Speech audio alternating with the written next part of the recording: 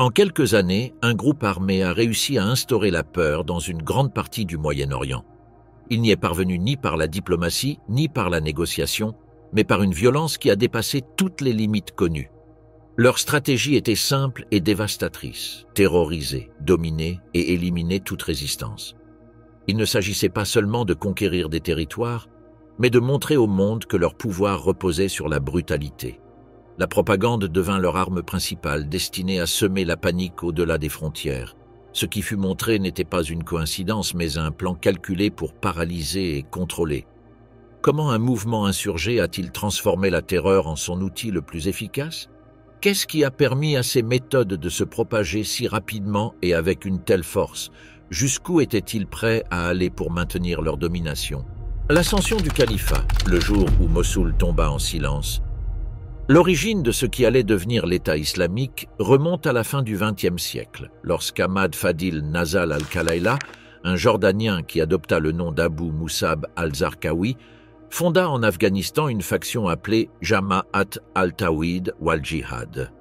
Disposant de ressources limitées et d'objectifs initiaux limités, cette organisation chercha à s'implanter dans un contexte d'insurrection locale. L'invasion américaine de l'Afghanistan en 2000, un forçat Zarqawi a déplacé ses opérations vers l'Irak, où la chute du régime de Saddam Hussein en 2003 laissa place à un vide de pouvoir sans précédent. L'effondrement des institutions irakiennes a laissé de vastes zones sans autorité effective. Au cœur de cette fragmentation, de multiples groupes armés se sont disputés le contrôle du pays. Zarqawi a orienté ses actions contre les forces d'occupation, mais a également adopté une stratégie marquée par la violence sectaire contre la population chiite, qu'il considérait comme ennemie. En octobre 2004, il a officiellement déclaré sa loyauté à Oussama Ben Laden et transformé son groupe en Al-Qaïda en Irak. Cette intégration a ouvert l'accès aux réseaux de financement internationaux et aux flux de combattants étrangers arrivant de Syrie et d'autres pays. Cependant, la brutalité employée contre les civils chiites a généré des frictions avec la direction centrale d'Al-Qaïda, qui craignait que ces tactiques soient contre-productives. En juin 2006, Zarqawi mourut dans un bombardement américain, ce qui provoqua une réorganisation sous la direction d'Abu Omar al-Baghdadi. La même année, plusieurs factions insurgées sunnites s'unirent pour proclamer l'État islamique d'Irak. Sous ce nom, elles cherchèrent à projeter une structure dépassant la logique insurrectionnelle et se rapprochant de celle d'un gouvernement rudimentaire. Néanmoins, la pression militaire, combinée à la mobilisation tribale sunnite organisée dans le cadre du programme Sawa, affaiblit considérablement l'organisation. En avril 2001, Abu Omar al-Baghdadi fut tué et le commandement passa à Ibrahim Aouad Ibrahim al-Badri, qui adopta le nom d'Abu Bakr al-Baghdadi. L'arrivée d'un nouveau leadership coïncida avec des transformations stratégiques dans la région. Le retrait des forces américaines en 2011 réduisit la capacité du gouvernement central irakien à contrôler les provinces à majorité sunnite. Parallèlement, le déclenchement de la guerre civile syrienne ouvrit un contexte propice à l'expansion. Des combattants de l'État islamique d'Irak franchirent la frontière et donnèrent naissance à une branche syrienne sous le commandement d'Abu Mohamed al-Joulani, appelé Jabhat al-Nusra. Les relations entre les deux branches se brisèrent lorsqu'en 2013, Abu Bakr al-Baghdadi tenta de l'intégrer sous la dénomination d'État islamique d'Irak et du Cham. Joulani rejeta l'intégration et se subordonna directement à Ayman al-Zawahiri, ce qui entraîna une rupture définitive avec Al-Qaïda. Entre 2001 et 2014, Baghdadi a consolidé une structure hybride combinant des éléments salafistes et d'anciens officiers du régime de Saddam Hussein. La dissolution de l'armée irakienne en 2003 avait laissé sans fonction des milliers de militaires expérimentés dans le renseignement et la logistique. Nombre d'entre eux ont apporté leur expertise à l'organisation, renforçant des domaines clés tels que l'appareil de sécurité intérieure connu sous le nom d'Amniat et la planification d'opérations coordonnées. Le leadership était organisé autour de l'émir, assisté d'un conseil de la Choura aux fonctions religieuses et stratégiques. Au niveau régional, des émirs provinciaux administraient les opérations à Ninive, Anbar, Salah al-Din et Diyala en Irak, ainsi qu'à Raqqa, Deir, Ezor et Alep en Syrie. Le conseil militaire supervisait des unités spécialisées dans les explosifs, les communications et la propagande, tandis que les services de contre-espionnage détectaient les infiltrations et maintenaient la discipline interne. Cette structure décentralisée permit à l'organisation de préserver son opérabilité même après l'élimination des commandants intermédiaires. La prise de Raqqa en mars 2013 fut la première grande victoire territoriale et offrit au groupe une base urbaine avec accès à des routes stratégiques et à des ressources essentielles. Des éléments administratifs rudimentaires et un centre de propagande y furent installés, diffusant l'image d'un proto-État. En Irak, l'offensive décisive s'est déroulée dans la province de Ninive au début de l'année 2014, par des assassinats ciblés et des attaques systématiques contre des positions de sécurité. Le 6 juin, l'offensive principale sur Mossoul a débuté. En moins d'une semaine, quelques 500 combattants de l'État islamique ont réussi à s'imposer face à des dizaines de milliers de soldats et de policiers irakiens. Le retrait précipité des forces gouvernementales, affaibli par la corruption et le manque de coordination, a laissé derrière elles des arsenaux complets d'armes, de véhicules blindés et de munitions d'origine américaine. La prise de Mossoul a permis d'obtenir des ressources financières immédiates grâce à la saisie des fonds de la Banque centrale de la ville. À cela s'est ajouté le contrôle des infrastructures administratives existantes, notamment des réseaux électriques, des bureaux gouvernementaux et des systèmes d'approvisionnement. La possession simultanée de Mossoul et de Raqqa a permis d'établir un territoire continu entre l'Irak et la Syrie, supprimant ainsi toute frontière effective dans les zones sous contrôle et facilitant la mobilité des combattants et des approvisionnements. Le 29 juin 2014, depuis la grande mosquée Al-Nouri de Mossoul, l'organisation proclama officiellement la restauration du califat. Abu Bakr al-Baghdadi fut présenté comme le calife Ibrahim et le chef légitime des musulmans.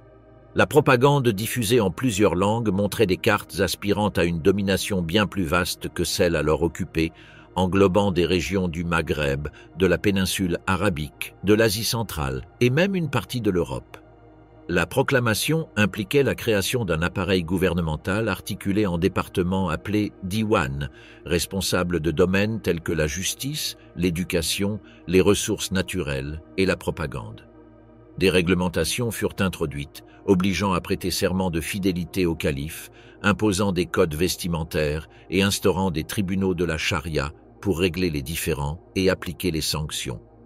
Sur le plan économique, des impôts religieux furent instaurés sur la fortune, la production agricole et les minorités religieuses reconnues.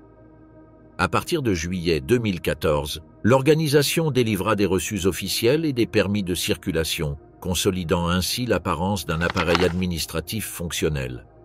La transformation d'une faction insurgée affaiblie en une entité disposant d'un contrôle territorial, de ressources et d'une population a marqué un tournant dans le conflit régional. La capacité à administrer des villes et à maintenir un système de collecte des recettes a projeté l'image d'un projet d'État alternatif. Ce développement, réalisé en quelques années à peine, a préparé le terrain pour une phase d'expansion qui allait bientôt faire face à des ripostes militaires internationales de grande ampleur. Le pouvoir occulte, la bureaucratie de la terreur en action. La proclamation du califat en juin 2014 exigea la mise en place immédiate d'un appareil administratif. L'État islamique conçut un système gouvernemental fondé sur des diwans, des départements fonctionnant comme des ministères aux fonctions différenciées. Ces organes dépendèrent directement du calife par l'intermédiaire du conseil de la Choura et disposaient de manuels établissant des procédures uniformes dans toutes les provinces sous leur contrôle. Des documents découverts à Mossoul et Raqqa après la chute de ces villes ont révélé l'existence de formulaires préimprimés, de codes de procédure et d'archives centralisées. Ces documents témoignaient d'une volonté manifeste d'institutionnaliser la domination, rejetant l'idée d'une administration improvisée. Chaque diwan appliquait des protocoles standardisés, garantissant la continuité même en situation de guerre. Le diwan al-Qadawa al-Mazalim concentrait l'autorité judiciaire. Il nommait des juges dans chaque province, choisis parmi les dignitaires religieux fidèles à l'idéologie officielle. Les tribunaux étaient composés d'un juge principal, d'un secrétaire chargé des archives et de conseillers religieux lorsque l'affaire l'exigeait. Les accusés comparaissaient, sans représentation légale, et les peines étaient exécutées rapidement. Le système de plainte permettait aux citoyens de dénoncer les responsables locaux, même si les sanctions contre les commandants ayant une importance stratégique restaient exceptionnelles. Le Diwan al-Kharaj centralisait la collecte des impôts. Il administrait les impôts religieux sur la fortune personnelle, la production agricole et les minorités religieuses reconnues, en plus de s'approprier une partie du butin de guerre. Les bureaux de perception délivraient des reçus scellés faisant office de justificatifs officiels. Des registres manuscrits mentionnant les noms des contribuables et les dettes en cours servaient à la fois à tenir les comptes et à surveiller les mouvements de population. Les familles tentant de quitter le territoire étaient repérées grâce au recoupement des informations fiscales et soumises à des sanctions. Le Diwan ad-Dawa wa al-Masajid supervisait la propagande religieuse. Il distribuait des sermons écrits, reproduits uniformément dans toutes les mosquées sous son contrôle, et coordonnait les affiches et les banderoles dans les espaces publics. Il dirigeait également la production de médias numériques via le centre médiatique Al-Hayat. Les sermons comprenaient des références coraniques, des interprétations doctrinales et des directives politiques et étaient délivrés aux mosquées par des réseaux de messagerie afin d'assurer la simultanéité des messages. Le Diwan al-Khidamat réglementait les services de base. Il contrôlait l'approvisionnement en eau, en électricité, en pain et en carburant, avec des prix fixes et des subventions partielles sur les produits essentiels. Des sanctions étaient appliquées aux commerçants accusés de spéculation ou de non-respect des normes, enregistrées dans des formulaires officiels mentionnant le nom du contrevenant et l'amende correspondante. Ces registres constituaient des archives administratives à des fins de contrôle social. Le Diwan al-Rikaz gérait les ressources naturelles. Après avoir conquis des champs pétroliers en Irak et en Syrie, il réorganisa les équipes techniques locales sous supervision armée.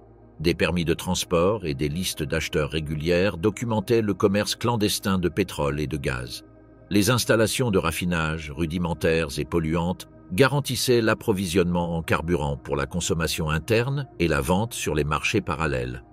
Les revenus ainsi générés étaient transférés au Trésor central, d'où étaient financées les opérations militaires et les paiements aux combattants. La coordination entre les Diwan était assurée par des réunions périodiques et des transferts de fonds documentés. Le Conseil de la Choura supervisait ces opérations et équilibrait les priorités militaires et civiles. De cette façon, l'administration projetait l'image d'un État doté d'une bureaucratie organisée, capable de maintenir les services de base tout en finançant les campagnes militaires. Parallèlement au système du Diwan, la Hisba, police religieuse chargée de veiller au respect des normes de conduite, opérait. Ces patrouilles parcouraient les marchés et les rues principales pour vérifier la participation aux prières communautaires, le port obligatoire du voile pour les femmes et l'interdiction de la consommation de tabac. Elle intervenait également dans les interactions publiques entre hommes et femmes, appliquant des sanctions allant des amendes aux détentions temporaires. À Raqqa, la brigade féminine Al-Kansa a été créée. Elle était chargée d'inspecter les domiciles et de veiller au respect des normes spécifiques aux femmes. Ces patrouilles vérifiaient le port du niqab, la présence de tuteurs masculins et la séparation des sexes dans les activités sociales et commerciales. Les rapports de la Hisba comportaient des listes détaillées d'infractions, assorties de sanctions appliquées systématiquement. Le système de surveillance a été renforcé par la dénonciation citoyenne. Des formulaires de dénonciation ont été distribués dans les mosquées et les bureaux administratifs, encourageant la population à signaler tout comportement suspect. Ces dénonciations ont été intégrées aux registres officiels, étendant le contrôle au-delà des capacités physiques des patrouilles. Il en est résulté un dispositif de surveillance constante qui a façonné le comportement public. Le réseau pénitentiaire complétait les fonctions répressives.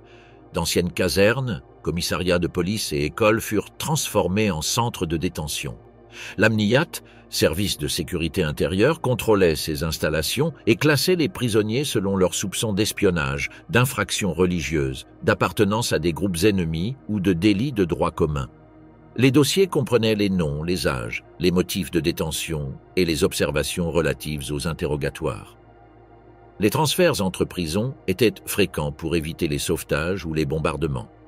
Ils s'effectuaient par petits groupes, généralement de nuit, sur ordre écrit signé par les émirs locaux. Ces documents précisaient la destination, l'escorte et les mesures de sécurité. Le système générait des archives dans les prisons d'origine et de destination, ce qui permettait de suivre les déplacements des détenus à tout moment. Des centres comme la prison de Badouche à Mossoul ou la prison centrale de Raqqa servaient de pôles principaux. De grands groupes y étaient traités avant d'être redistribués vers des établissements plus petits. Les tribunaux de la charia délivraient les ordres d'admission et de libération par le biais de documents officiels apposés sous scellés et signatures, renforçant ainsi les liens entre l'appareil judiciaire et l'appareil pénitentiaire. La bureaucratie du califat s'étendait à de multiples aspects de la vie quotidienne. Un permis de voyage était obligatoire pour tout déplacement et mentionnait le nom, la destination et le motif du demandeur. L'absence de ce document entraînait une détention immédiate au point de contrôle.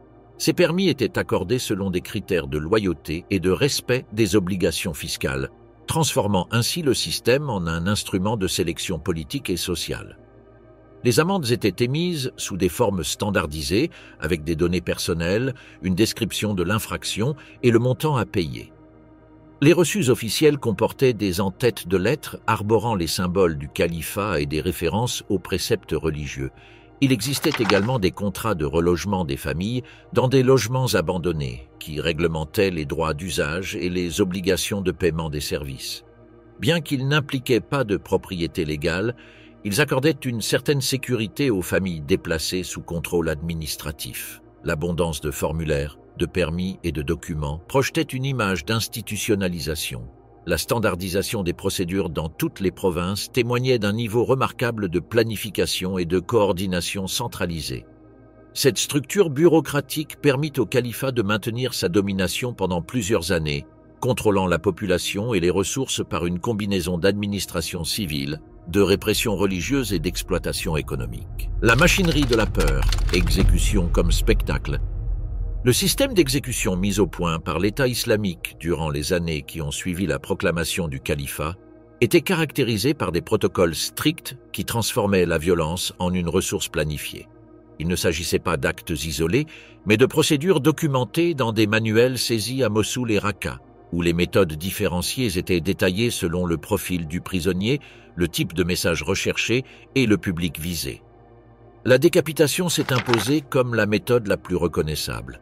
Les prisonniers étaient revêtus de combinaisons orange ou bleues imitant les uniformes pénitentiaires occidentaux, tandis que les bourreaux étaient revêtus de noir, le visage caché. La procédure standard comprenait la lecture préalable des chefs d'accusation, l'enregistrement haute définition et la diffusion sous-titrée en plusieurs langues. Les exécutions de James Foley et Steven Sotloff en 2014 ont suivi ce format, avec des scénarios de désert et des déclarations politiques adressées aux gouvernements occidentaux. Des fusillades de masse ont été utilisées pour éliminer de larges groupes de prisonniers militaires ou de civils. L'exemple le plus documenté est le massacre du camp Speicher à Tikrit, en juin 2014, où plus d'1 millier de cadets chiites ont été exécutés sur les rives du Tigre après des marches forcées et une organisation en groupe de plusieurs dizaines de personnes. Des tombes ont été fouillées avant les fusillades, ce qui révèle une planification logistique, et des images ont été diffusées pour projeter l'image d'un pouvoir implacable. La crucifixion était appliquée comme châtiment exemplaire. Les condamnés étaient exposés sur les places et sur les marchés avec des pancartes décrivant des crimes présumés, généralement liés à l'espionnage, au vol ou à la trahison. Les corps restaient visibles pendant des jours et les exécutions étaient programmées pour coïncider avec les jours de marché ou les fêtes religieuses, garantissant ainsi un nombre maximal de témoins. Les exécutions à l'explosif étaient conçues comme des productions audiovisuelles à fort impact. Des cas de charge appliqués sur les corps des prisonniers et de tirs de roquettes contre des personnes attachées à des poteaux ont été documentés.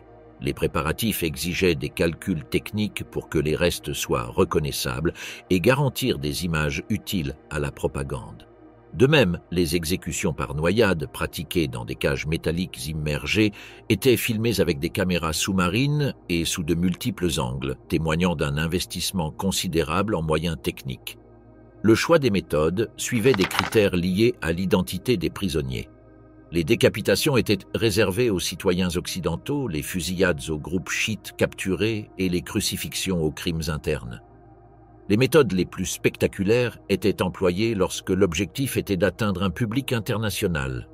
Dans tous les cas, La logique centrale était l'exploitation de la propagande. L'appareil médiatique était dirigé par Al Hayat Media Center, qui produisait des images d'une qualité technique comparable à celle d'une société de production professionnelle. Les enregistrements comprenaient des prises de vue multiples, des ralentis, des effets sonores, des citations religieuses et des graphiques superposés.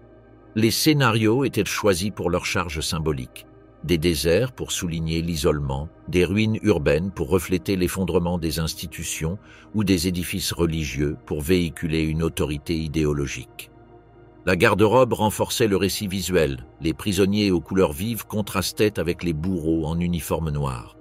La figure de John le djihadiste, bourreau récurrent dans plusieurs vidéos, est devenue un symbole médiatique grâce à son apparence uniforme, sa tenue vestimentaire et son langage corporel identique. La distribution numérique garantissait une large diffusion. Les vidéos étaient sous-titrées en plusieurs langues et reproduites sur les réseaux sociaux, les plateformes de messagerie et les services de stockage afin de contourner la censure. Chaque vidéo était accompagnée de communications écrites justifiant les méthodes employées, accusant les victimes de crimes concrets et lançant des menaces contre des gouvernements ou des groupes ennemis. Des analyses médico-légales ultérieures ont confirmé l'authenticité de nombre de ces matériaux. La géolocalisation d'éléments visibles dans les vidéos a permis d'identifier des lieux précis comme les abords du Tigre dans l'affaire du camp Speicher. Les images satellites ont révélé des altérations du terrain compatibles avec l'excavation d'une tombe. Après la récupération du terrain, des restes humains ont été retrouvés portant des traces d'exécution correspondant aux techniques documentées dans les vidéos. Le sort des corps variait selon l'objectif. Lors d'exécutions exemplaires, les corps étaient exposés pendant des jours dans des lieux publics. Lors de fusillades de masse, les corps étaient enterrés dans des fosses communes creusées à l'aide de machines lourdes. Lors d'exécutions destinées à la propagande, comme les noyades en cage, les restes étaient rapidement retirés et cachés dans des puits, des ruines ou des zones périphériques. Des documents internes utilisaient des expressions codées telles que « réaffectation des restes » pour décrire ces procédures. Ce système d'exécution ne se résumait pas à un ensemble d'actes isolés, mais à une machine organisée combinant procédures standardisées, production audiovisuelle sophistiquée et objectifs politiques précis. Le calcul derrière chaque exécution, du choix de la méthode à la forme de diffusion, montre que l'État islamique a transformé la violence en instrument de gouvernance et de communication stratégique. Le credo du sang, le génocide yézidi proclamé.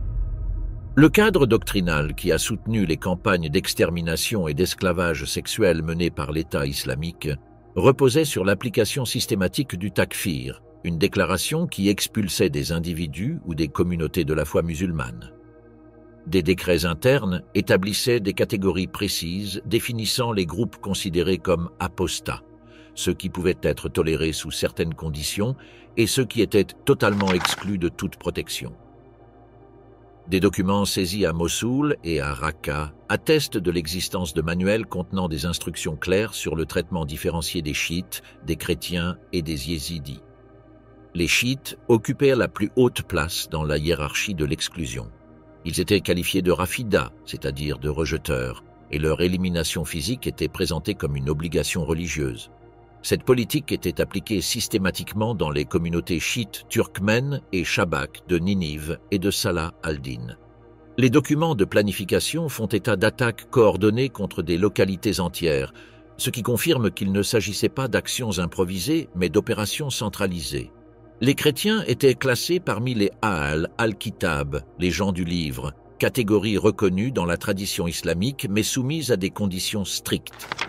Après la prise de Mossoul en juin 2014, des décrets furent promulgués offrant 3 options: la conversion à l'islam, le paiement de la jizya comme tribut de protection ou le départ immédiat du territoire.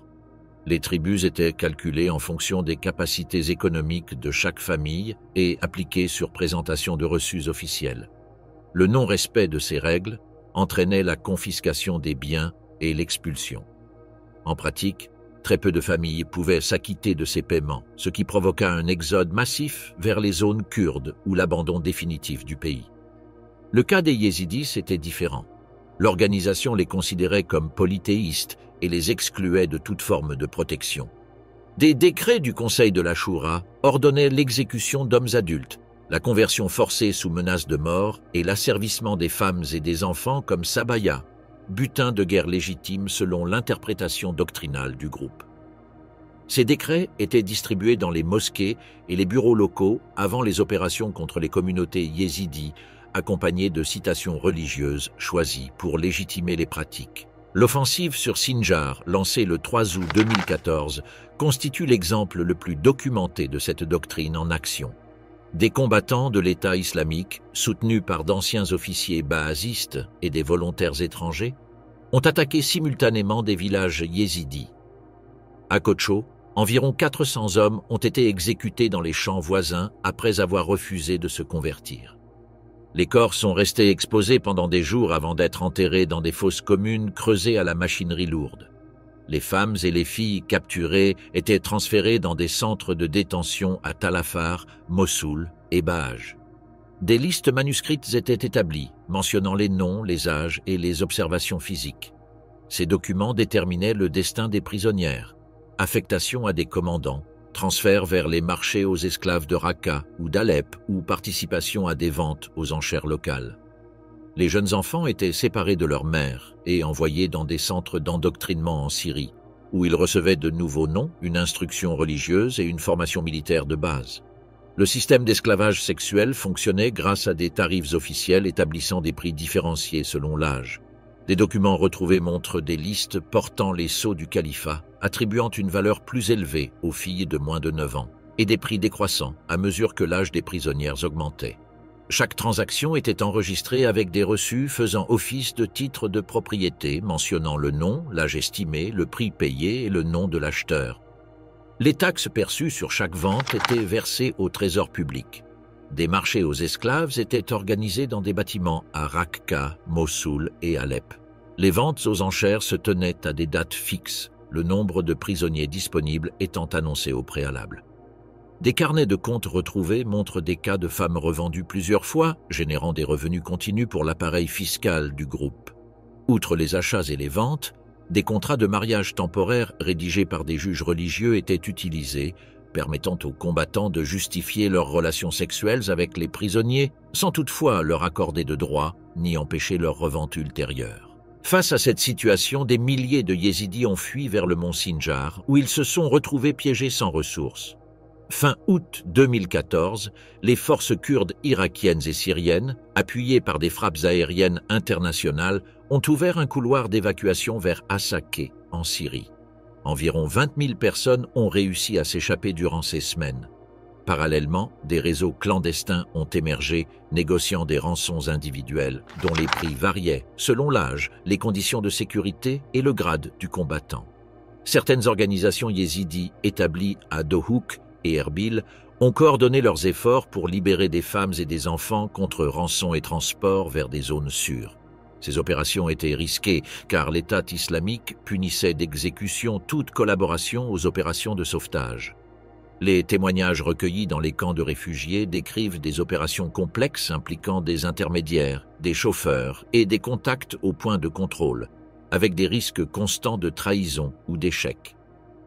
Les conséquences de ces campagnes perdurent au-delà de la défaite territoriale du califat. Les naissances d'enfants de mères yézidis en captivité ont engendré des situations juridiques et sociales complexes.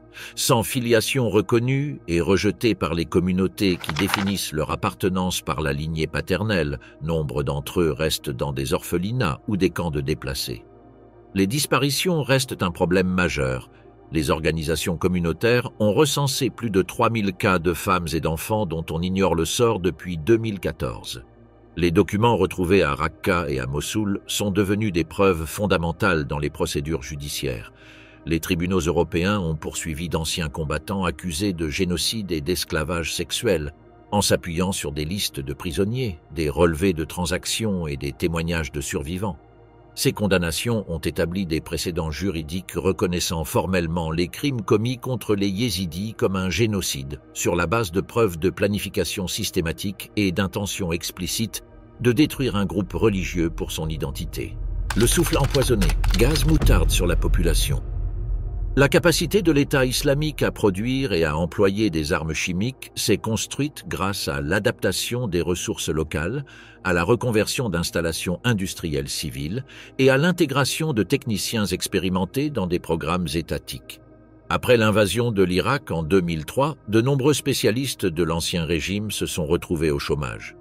Des années plus tard, lors de l'expansion territoriale du califat, certains de ces professionnels ont apporté leurs connaissances en chimie appliquée et en ingénierie des matériaux, facilitant ainsi le développement d'un programme rudimentaire d'armes chimiques. Les rapports de renseignement concordent sur le fait que l'organisation n'a pas hérité d'arsenaux actifs de l'époque de Saddam Hussein, ceux-ci ayant été détruits sous supervision internationale. Le groupe a plutôt improvisé sa propre production en utilisant des usines de pesticides, des usines d'engrais et des laboratoires abandonnés à Mossoul, Tikrit et d'autres villes sous son contrôle. L'agent le plus utilisé était le gaz moutarde sous forme dégradée, selon des procédés simplifiés et sans stabilisateur. Le résultat était un composé de faible pureté, avec une durée de conservation réduite et des effets limités par rapport aux normes militaires. Parallèlement, du chlore industriel, disponible dans les stations d'épuration et les usines chimiques de Syrie et d'Irak, a été utilisé. Le chlore ne nécessitait pas de synthèse complexe, mais sa volatilité compliquait sa manipulation. L'État islamique l'a utilisé pour adapter des cylindres industriels à des projectiles improvisés, des roquettes artisanales et des engins explosifs. La qualité inégale de ces agents a réduit l'efficacité militaire, mais s'est avérée suffisante pour provoquer des blessures, saturer les hôpitaux locaux et générer un effet psychologique multipliant l'impact des attaques. La première utilisation confirmée de gaz moutarde a eu lieu dans la ville syrienne de Marea en août 2015. L'attaque a fait plus de 50 blessés présentant des symptômes caractéristiques des agents vésicants, tels que des cloques, une irritation oculaire et des problèmes respiratoires. Les conditions météorologiques ont dispersé l'agent au-delà de la zone ciblée, limitant la mortalité mais augmentant la peur au sein de la population. La visibilité des blessures a prolongé le sentiment de vulnérabilité et a laissé des traces durables chez les survivants. En Irak, la même année, des attaques contre les forces peshmergas kurdes ont été enregistrées à Makhmur et Gwer. Des projectiles improvisés chargés de gaz moutarde de faible pureté ont provoqué des brûlures cutanées, des difficultés respiratoires et une baisse de la vision chez plus de 30 combattants. Les hôpitaux d'Erbil ont confirmé l'exposition. Bien que l'efficacité tactique ait été limitée, l'impact psychologique a conduit les forces kurdes à demander des équipements de protection spécialisés à la coalition internationale et à modifier leur mode de déploiement. L'attaque la plus importante a eu lieu à Taza, dans la province de Kirkouk, en mars 2016. Des projectiles contenant un mélange de moutarde et de chlore ont touché des zones résidentielles principalement peuplées de chiites turkmènes. Plus de 600 personnes ont été blessées et le décès d'une jeune fille a été confirmé. Des témoignages ont décrit un nuage jaunâtre accompagné d'une odeur pénétrante. Les symptômes comprenaient des nausées, des vomissements, des cloques cutanées et des complications respiratoires nécessitant une hospitalisation prolongée. Cette attaque est devenue l'attaque chimique la plus dévastatrice attribuée à l'État islamique en termes de pertes civiles. La réponse médicale s'est avérée insuffisante. À Marea, les équipes sanitaires manquaient de combinaisons de protection et d'antidotes adéquats. Les victimes ont été décontaminées à l'eau et au savon. Une procédure de base s'étant avérée insuffisante pour neutraliser complètement l'agent. En Irak, après les premières attaques, les peshmergas ont reçu une formation de base en détection et décontamination, ainsi que des masques à gaz et des manuels traduits, bien que la couverture ait été partielle. La population civile, cependant, est restée dépourvue de systèmes d'alerte et d'abris préparés, comme en témoigne la saturation des hôpitaux de Taza. Des documents découverts à Mossoul montrent que la chaîne de commandement du programme chimique était défaillante. Les commandants locaux manquaient souvent d'instructions claires et lançaient des munitions chimiques sans coordination avec les opérations majeures, réduisant ainsi l'impact tactique.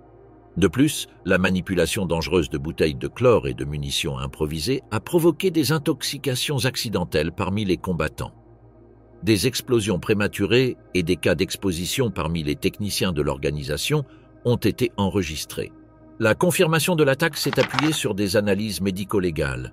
Les équipes de l'Organisation pour l'interdiction des armes chimiques, OIAC, ont prélevé des échantillons de sol, de vêtements et de fragments de projectiles.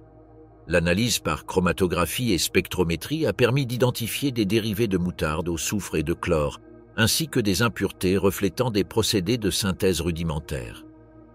La comparaison des sous-produits chimiques a permis d'établir un lien entre les attaques survenues dans différentes localités et des techniques de production courantes. Ces résultats ont été intégrés aux enquêtes internationales sur les crimes de guerre.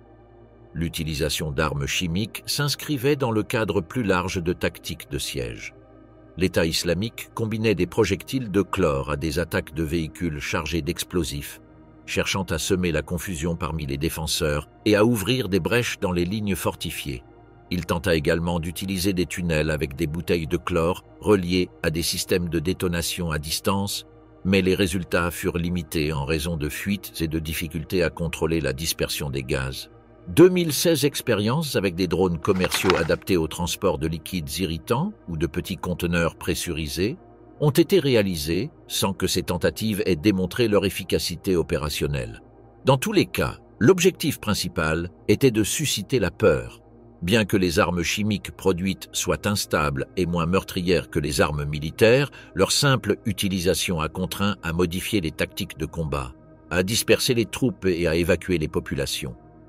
La menace d'une exposition chimique a fonctionné comme un multiplicateur psychologique et un outil de propagande, renforçant l'image du califat comme un ennemi imprévisible et innovant dans son recours à la violence. Les temples en ruine, patrimoine effacé à coups de marteau. La politique de destruction culturelle de l'État islamique reposait sur un cadre doctrinal classant les objets et les sites selon des critères religieux stricts. Des décrets et des sermons internes diffusés dans les mosquées de Raqqa et de Mossoul établissaient que tout élément considéré comme shirk, c'est-à-dire idolâtrie ou association impropre au divin, devait être éliminé. Cette catégorie comprenait les statues pré-islamiques, les reliefs antiques, les temples des civilisations antérieures et les sanctuaires associés aux traditions chiites ou soufis. Dawa Diwan a légitimé ces actions en faisant référence à des épisodes de la tradition islamique primitive, notamment la destruction d'idoles à la Mecque attribuée au prophète Mahomet. Ce discours a permis de présenter l'élimination des vestiges mésopotamiens, assyriens, romains et chrétiens comme une continuité du devoir religieux. Parallèlement, des lieux de culte musulmans ne correspondant pas à l'interprétation salafiste, tels que les mausolées chiites ou soufis, ont été démolis, tandis que les mosquées autorisées ont été préservées dans une esthétique austère reflétant la doctrine du califat. L'iconoclasme coexistait avec des intérêts économiques. Les communications annonçant la destruction de monuments majeurs comportaient également des dispositions visant à commercialiser des objets mineurs. Ainsi, la politique combinait justification idéologique et obtention de ressources grâce à la vente d'antiquités sur les marchés internationaux. Les cas les plus visibles se sont concentrés sur des sites à haute valeur symbolique. Palmyre, conquise en mai 2015, a subi la démolition de temples tels que Bel et Baal Shamin, à l'aide d'explosifs placés à des points structurels, garantissant leur effondrement total. À Hatra, classé au patrimoine mondial de l'UNESCO, des militants ont détruit des statues et des bas-reliefs à coups de marteau et d'explosifs.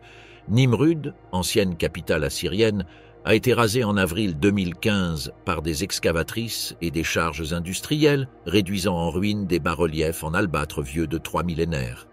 Cette politique s'est étendue aux édifices religieux chrétiens et musulmans.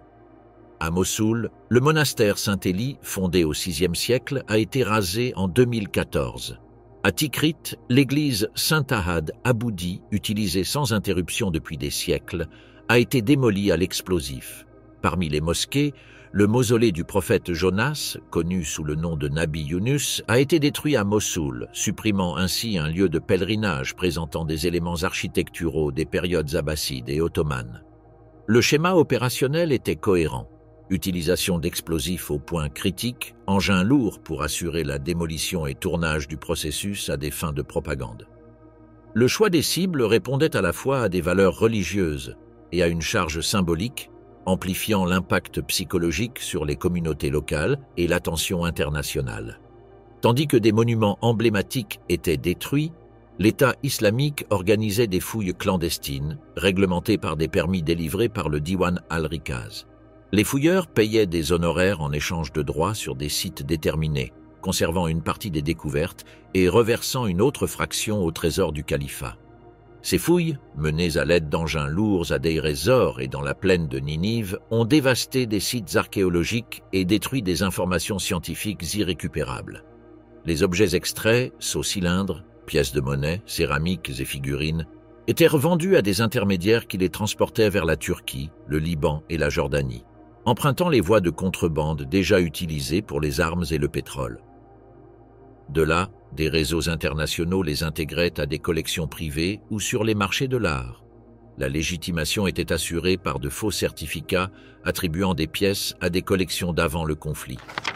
Certains de ces objets ont ensuite été découverts dans des maisons de vente aux enchères en Europe et aux États-Unis.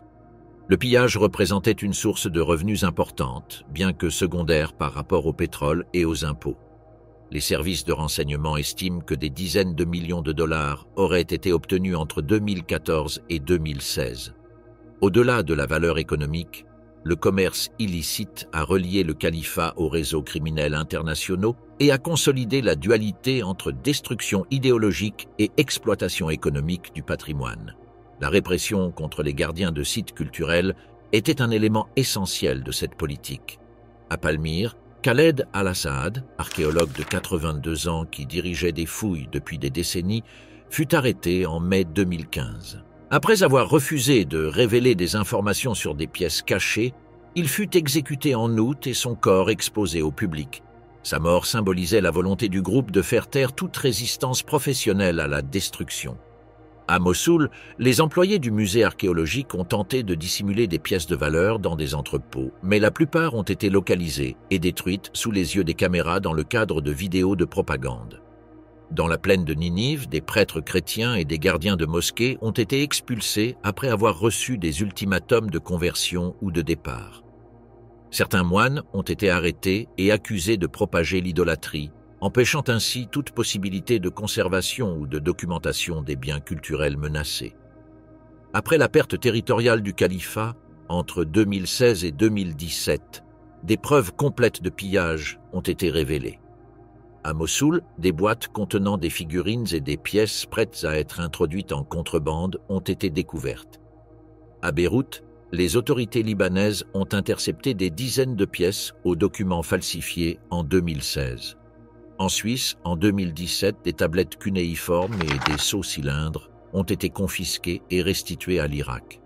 Malgré cela, des milliers d'objets restent disparus et ont probablement été intégrés à des collections privées sans possibilité de recherche. Les évaluations menées à Palmyre ont confirmé la destruction irréversible de temples tels que Bel et Baal-Shamin. À Nimrud, les bas-reliefs assyriens ont été réduits à l'état de fragments irrécupérables. Les efforts ultérieurs se sont limités à une documentation numérique et à des reconstructions virtuelles à partir de photographies antérieures. L'ampleur des pertes a dépassé les capacités de restauration physique. L'héritage de cette campagne culturelle fut double. D'une part, la restitution partielle d'objets mineurs grâce aux saisies et rapatriements internationaux. D'autre part, la destruction définitive de monuments majeurs, modifiant durablement le paysage historique de la Mésopotamie et du Levant.